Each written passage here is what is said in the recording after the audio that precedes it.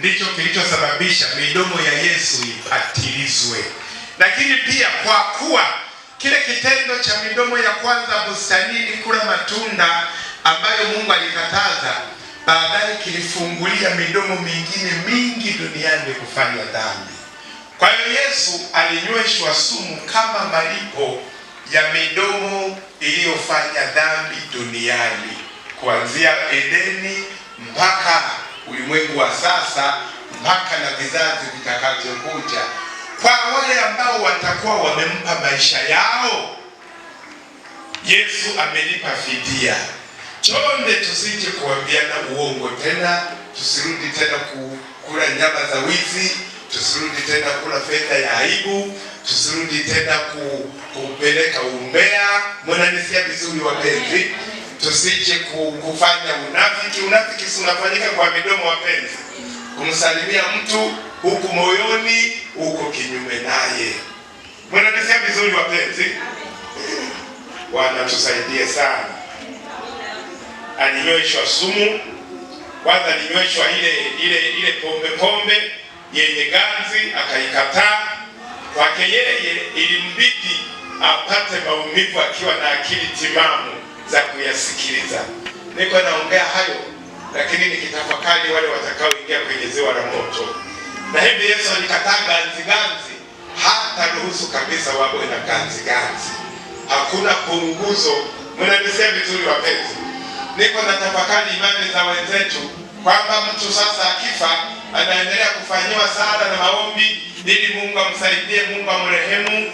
Ndugu zangu, kama waziri wa elimu angekuja hapa Pangani akaleta wale waliotoka vyuoni lakini wamefeli kabisa, wana zero, kwamba ndugu zangu, naomba hawa waachiliwe kwenye shule zenu, mwapokee, wataendelea kuelimika polepole taratibu. Wanapangani mtawakubali? Bwana tusaidie sana. Kama waziri wa afya angeleta wale walioshindwa mitihani yao kabisa vyuoni, akaja kaomba Wanapangani, na waomba hawa wafanye kazi kwenye vituo vyetu vya afya, wawahudumie, japo hawakufaulu mitihani yao, watafaulu polepole humo mbele kwa mbele wakiwa kazini. Mtawakubali? Kwa nini sasa tuwe tunamwomba Mungu, tunawaombea wale ambao walishindwa kabisa kumpa Yesu maisha ayaponye, walifaidi dhambi zao, wakafa na dhambi zao? Tumuombe Mungu awaweke mahali pema peponi. Kama sisi hatutaki kwenye ofisi zetu waje walioshindwa mitihani vyuoni. Bwana tusaidie sana. Mwananisia vizuri wapenzi?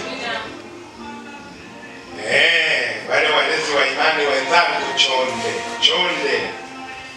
Sawa ndugu zangu? Yesu alifanya nini?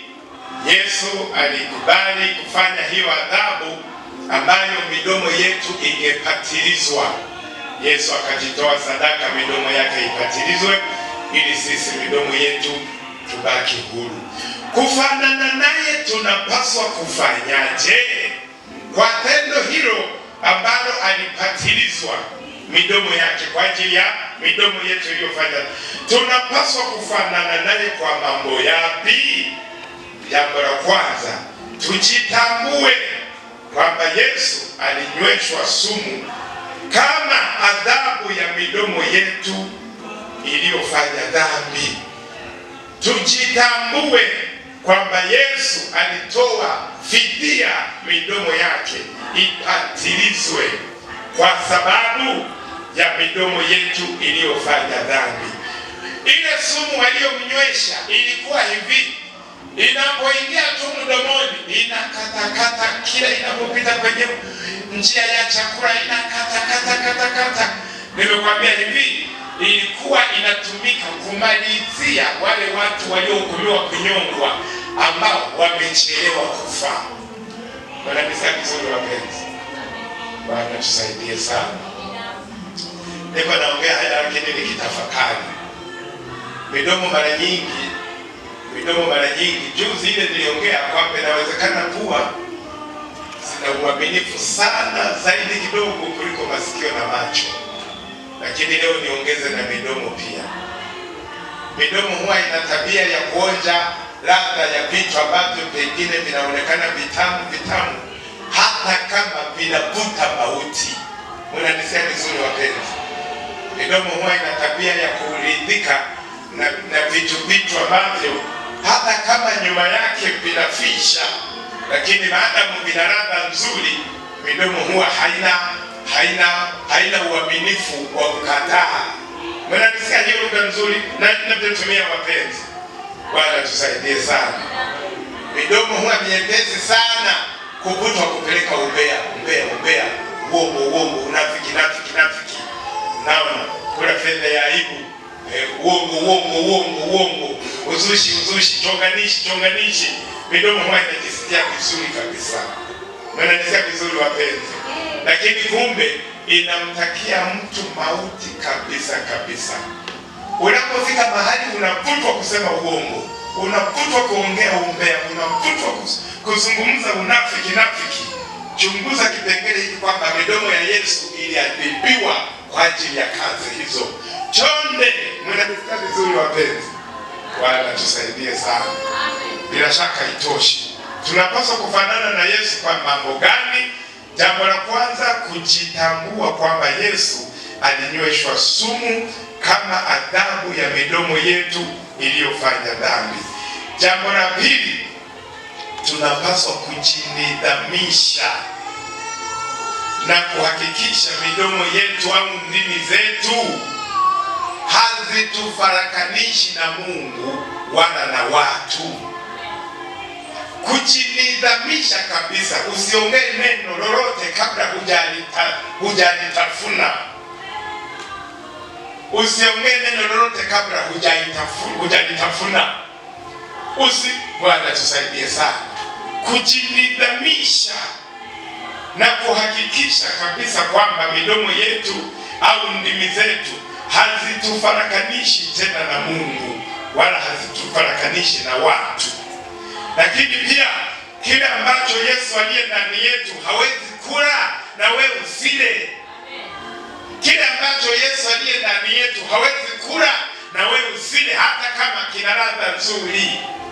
Mnanisikia vizuri wapenzi? Hiyo ni lugha imefunga sana vitu vingi. Bwana tusaidie sana. Usithubutu kabisa kuuza haki yako ya wokovu kisa chakula. Mnanisikia vizuri wapenzi? Bwana tusaidie sana. Kile ambacho Yesu akiwa ndani yako hawezi kula, hawezi kusema, hawezi kufanya, usifanye. Bwana tusaidie sana. Naongea hayo, lakini sasa ndugu zangu, kule tunakokwenda tupaogope sote. Hiyo alama ya 10 tumebakiza alama 2, na pengine tukimaliza leo hatutarudia tena. Sasa kesho tutarejea tena ile agano la damu. Kesho Ijumaa, Jumamosi kuna kipengele kimoja tutakiangalia kingine, lakini Jumapili tutarudia tena agano, ikiwa ni pamoja na kuagana. Kwa hiyo kabla ya alama 2 za mwisho, kama kuna swali lolote katika vipengele tulipopita, unaweza kunyosha mkono. Kama kuna swali popote katika vipengele tulipopita hivyo 10, bado cha 11 na cha 12. Tunyoshe mikono wote wenye maswali tuone ni mangapi. Wengine huwa ana swali, anaogopa, anataka mtangulizi atangulie, ndio naye ananyosha mkono. Basi tunaruhusu swali moja tu. Haya, Mungu akubariki. Mimi nina swali kuhusiana na msamaha. Anamwachilia Bwana Yesu. Alipozibeba dhambi zetu, wengine hatukuwepo, si ndio? Kipindi Yesu alikuja hapa duniani. Lakini tumemwamini, tumeokoka. Lakini pale uko ndani ya wokovu ukafanya makosa tena ama ukafanya dhambi.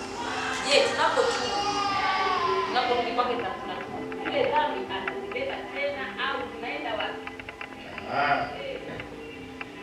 Kwa mujibu wa maelekezo Kwa mujibu wa maelekezo neno la Mungu, hatupaswi kufanya dhambi tena baada ya kuwa tumeokoka. Kwa mujibu wote aliowasamehe dhambi alisema msitende dhambi tena.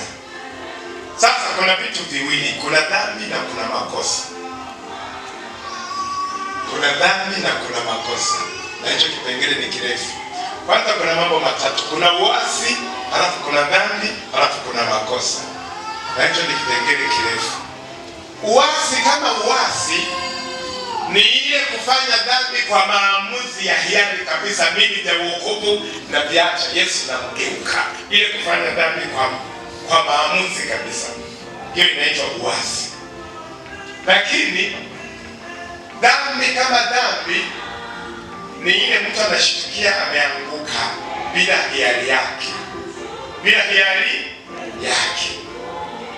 Hapo anapotubu kwa sababu ameanguka bila hiari, bila maamuzi ya kutaka, ile huzuni ambayo anahuzunika, ile huzuni, Biblia hapo inasema huongezeka neema. Yaani hapo kinachoongezeka ni neema tu ya kuhesabiwa haki, neema.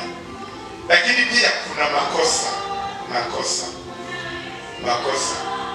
Makosa ni kama kuchelewa kulipa zaka, hilo ni kosa. Unafanyeje? Unakosea kwenye kusifu, unakosea labda kwenye maombi, yani namna za kuomba unazikosea. Makosa ni